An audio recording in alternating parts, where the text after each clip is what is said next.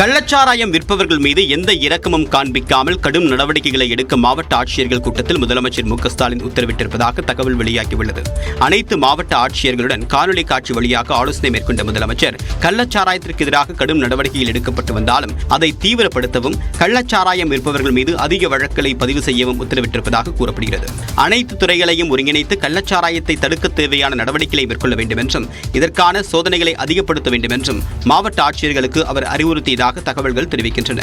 கள்ளச்சாராயம் தொடர்பாக வரக்கூடிய தகவல்களை மாவட்ட ஆட்சியர்கள் புறம் தள்ளக்கூடாது என்றும் அனைத்து புகார்களையும் உன்னிப்பாக கவனித்து நடவடிக்கை மேற்கொள்ள வேண்டும் என்று அறிவுறுத்துவதாகவும் கூறப்படுகிறது. சில கள்ளச்சாராய வியாபாரிகள் பொதுமக்களை முன்னிறுத்தி தப்பிக்க பார்ப்பார்கள் என்று கூறிய முதலமைச்சர் மு.க.ஸ்டாலின் அந்த சமயத்தில் பாவம் என்று இரக்கம் காட்டக்கூடாது என்று உத்தரவிட்டிருப்பதாகவும் தகவல் வெளியாகியுள்ளது. கள்ளச்சாராயம் விற்பவர்களில் உண்மையான முக்கிய குற்றவாளிகளை கட்டாயம் பிடிக்க வேண்டும் என்று உத்தரவிட்டிருப்பதாகவும் அரசு வட்டார தகவல்கள் தெரிவிக்கின்றன. தொடக்கக் கல்வி மற்றும் பள்ளிக்கல்வித்துறையில் பணியாற்றக்கூடிய அனைத்து வகை ஆசிரியர்களுக்கான பொது மாறுதல் கலந்தாய்வு வரக்கூடிய 3ஆம் தேதி தொடங்கும் என்று அறிவிக்கப்பட்டுள்ளது.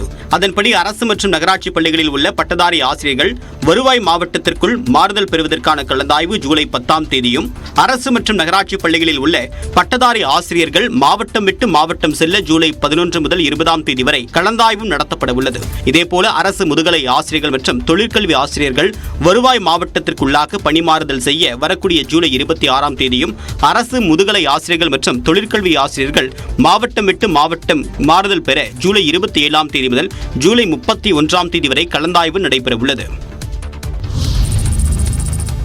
50வது பிறந்த நாளை ஒட்டி நடிகர் விஜய்க்கு அரசியல் கட்சி தலைவர்கள் பிறந்தநாள் வாழ்த்துக்களை தெரிவித்துள்ளனர். பொது வாழ்வில் இணைந்துள்ள விஜய் பூரண நலமுடன் பல ஆண்டுகள் மக்கள் சேவை புரிய வாழ்த்துவதாக அதிமுக பொதுச் செயலாளர் எடப்பாடி பழனிசாமி வாழ்த்தியுள்ளார். தமிழ்நாட்டு மக்கள் தங்கள் குடும்பத்தில் ஒருவராக நினைக்கும் அளவுக்கு விஜய் உயர்ந்து நிற்பதாகவும் அரசியலில் அடியெடுத்து வைத்துள்ள தம்பி விஜய்க்கு நெஞ்சம் நிறைந்த பிறந்தநாள் வாழ்த்துக்களை தெரிவிப்பதாக நாம் தமிழர் கட்சியின் தலைமை ஒருங்கிணைப்பாளர் சீமான் கூறியுள்ளார். இதேபோல் தமிழக வெற்றிக் கழகத்தின் தலைவர் விஜய்க்கு மக்கள் நீதி மய்யம் கட்சி தலைவர் கமல்ஹாசன் தனது எக்ஸ் பக்கத்தில் பிறந்தநாள் வாழ்த்துக்கள் தெரிவித்துள்ளார். இளைஞர்களின் அன்பையும் பேராதரவையும் பெற்றுள்ள விஜய் பல வெற்றிகளை பெற்று பொது வாழ்க்கையில் மேலும் பல சேவைகள் தொடர்ந்து செய்ய வேண்டும் என்று தமிழ்நாடு காங்கிரஸ் கமிட்டி தலைவர் செல்வ பெருந்தகை நடிகர் விஜயை வாழ்த்தியுள்ளார். பொது வாழ்க்கையில் அடியெடுத்து வைத்துள்ள விஜய் பூரண உடல் நலத்துடனும் நீண்ட ஆயுளுடனும் தொடர்ந்து மக்கள் பணியாற்ற இறைவனை பிரார்த்திப்பதாக அம்மா மக்கள் முன்னேற்ற கழகத்தின் பொதுச் செயலாளர் டிடிவி தினகரன் தனது எக்ஸ் பக்கத்தில் வாழ்த்தியுள்ளார்.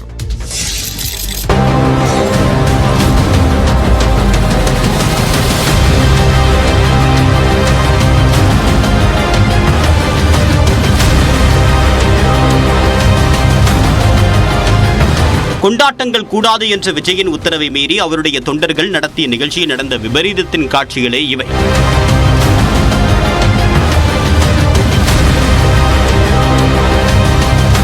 கள்ளக்குறிச்சியில் கள்ளச்சாராய துயரத்தை கருத்தில் கொண்டு தன்னுடைய 50வது பிறந்தநாளை கொண்டாட வேண்டாம் என்று தன்னுடைய ரசிகர்களுக்கும் தமிழக வெற்றிக் கழக தொண்டர்களுக்கும் நடிகர் விஜய் அறிவுறுத்தியிருந்தார். ஆனால் அதையும் மீறி சென்னை புறநகர் மாவட்ட தமிழக வெற்றிக் கழக நிர்வாகிகள் சார்பில் விஜயின் பிறந்தநாள் விழாவிற்கு ஏற்பாடு செய்யப்பட்டிருந்தது. அதில் கையில் தீ வைத்து ஓடு உடைக்கக்கூடிய சாகச முயற்சியில் சிறுவன் ஒருவர் ஈடுபட்டார்.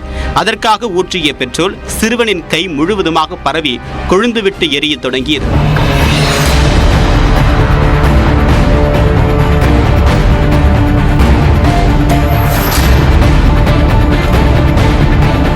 அதை அணைக்க முயன்றவர் கையிலும் தீப்பற்றிய நிலையில் அவர் வைத்திருந்த பெட்ரோல் ஊற்றி மேலும் தீ பரவியது.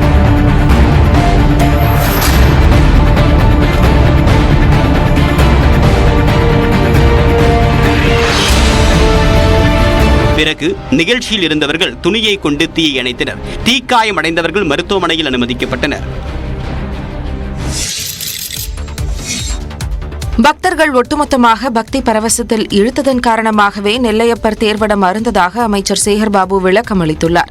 சட்டப்பேரவையில் வினாக்கள் விடைகள் நேரத்தில் பேசிய அவர் நெம்புகோல் தருவதற்கு முன்னதாக இழுத்ததால் தேர்வடம் அருந்ததாக கூறினார்.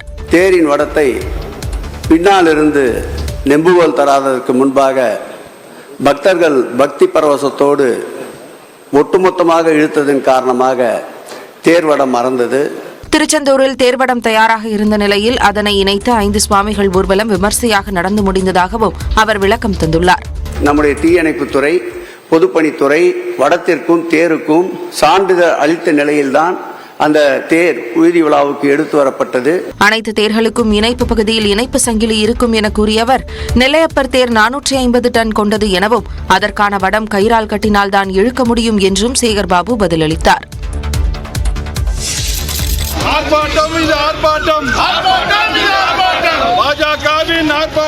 கள்ளக்குறிச்சி கள்ளச்சாராய மரணங்களை கண்டித்து தமிழ்நாட்டின் பல்வேறு இடங்களில் போராட்டத்தில் ஈடுபட்ட பாஜகவினரை போலீசார் கைது செய்தனர். தஞ்சாவூரில் பாஜக மாவட்ட செயலாளர் ஜெய் சதீஷ் தலைமையில் பேரணியாக சென்ற அந்த கட்சியினர் காமராஜ் மார்க்கெட் பகுதியில் ஆர்ப்பாட்டம் நடத்த முயன்றனர். அவர்களை தடுத்து நிறுத்தி போலீசார் கைது செய்தனர்.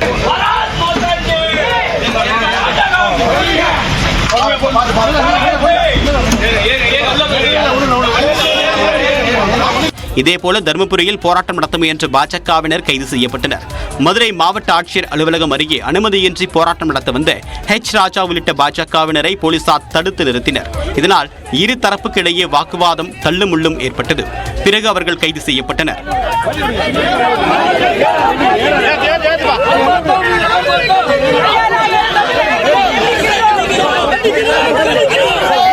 சேலத்தில் பாஜக மாநில துணைத் தலைவர் KP ராமலிங்கம் உட்பட 500க்கும் மேற்பட்டோர் கைது செய்யப்பட்டனர்.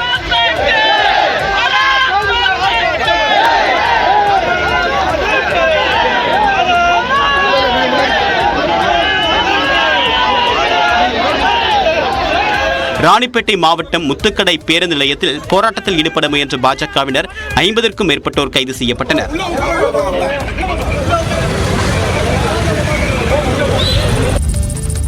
நீட் தேர்வுக்கு எதிர்ப்பு தெரிவித்து திமுக மாணவரணி சார்பில் சென்னையில் நடைபெறுவதாக இருந்த போராட்டம் ஒத்திவைக்கப்பட்டுள்ளது.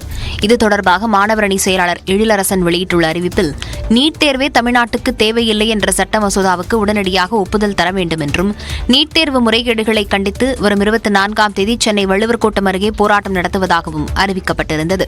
அந்த ஆர்ப்பாட்டம் ஒத்திவைக்கப்படுவதாகவும், ஆர்ப்பாட்டம் நடத்தப்படும் தேதி பின்னர் அறிவிக்கப்படும் என்றும் கூறப்பட்டுள்ளது.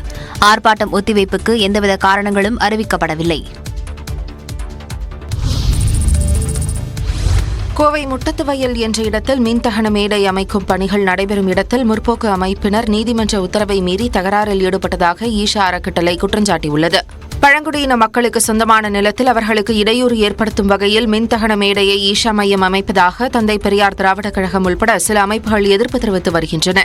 இது தொடர்பான வழக்கில் மின்தகன மேடை அமைக்கும் பணியை நேரில் ஆய்வு செய்த அறிக்கை தர மாசு கட்டுப்பாட்டு வாரியத்திற்கு சென்னை உயர்நீதிமன்றம் உத்தரவிட்டது. இந்த நிலையில் மின்தகன மேடை அமைக்கும் பணியை தடுத்து தந்தை பெரியார் திராவிடர் கழகம் உள்ளிட்ட முற்போக்கு அமைப்பினர் தகராறில் ஈடுபட்டதாக ஈஷா அறக்கட்டளை நிர்வாகிகள் புகார் தெரிவித்துள்ளனர். இதுகுறித்து புகார் தந்தும் போலீசார் எந்த நடவடிக்கையும் எடுக்கவில்லை என்றும் குற்றஞ்சாட்டியுள்ளனர். முறையாக மாவட்ட அனுமதி பெற்று பழங்குடியின மக்கள் கோரிக்கையை ஏற்றே மின்தகன மேடை அமைக்கப்பட்டு வருவதாகவும் அவர்கள் குறிப்பிட்டுள்ளனர். நீதிமன்றம் தகன மேடையை செயல்பாட்டுக்கு கொண்டுவரக்கூடாது என்று தான் கூறியுள்ளதாகவும், கட்டுமானத்துக்கு எந்த தடையையும் விதிக்கவில்லை என்றும் நிர்வாகிகள் விளக்கம் தந்துள்ளனர். சுமார் 1.5 கோடி ரூபாய் மதிப்பில் நடந்து வரும் கட்டுமான பணிகள் 99% நிறைவு பெற்றுவிட்ட நிலையில் முற்போக்கு அமைப்பினர் எந்த அனுமதியுமின்றி நுழைந்து தகராறில் ஈடுபட்டுள்ளதாகவும் குற்றஞ்சாட்டியுள்ளனர். சென்னையில் 22 கேரட் ஆபரண தங்கத்தின் விலை சவரனுக்கு 680 ரூபாய் குறைந்துள்ளது. சென்னையில் வெள்ளிக்கிழமை சவரனுக்கு 640 ரூபாய் உயர்ந்திருந்த தங்கம் சனிக்கிழமை 680 ரூபாய் குறைந்திருக்கிறது. 1 கிராம் 85 ரூபாய் குறைந்து 6695 ரூபாய்க்கு விற்பனையாகிறது. 1 சவரன் தங்கம் 680 ரூபாய் குறைந்து 53560 ரூபாயாக விற்கப்படுகிறது. வெள்ளி விலை கிராமுக்கு 2 ரூபாய் குறைந்து 96 ரூபாய் 50 காசுகளாக குறைந்துள்ளது. கட்டி வெள்ளி விலை கிலோவுக்கு 2000 ரூபாய் குறைந்து 96500 ரூபாய்க்கு விற்கப்படுகிறது. சர்வதேச அளவில் நிலவக்கூடிய தங்கத்தின் விலையில் ஏற்ற இறக்கத்தின் அடிப்படையில் சென்னையிலும் தங்கத்தின் விலை மாறுபட்டு வருகிறது. சர்வதேச அளவில் 1 அவுன்ஸ் தங்கத்தின் விலை 1.5 விழுக்காடு குறைந்து $2320 அமெரிக்க டாலர்களாக விற்பனை செய்யப்படுகிறது.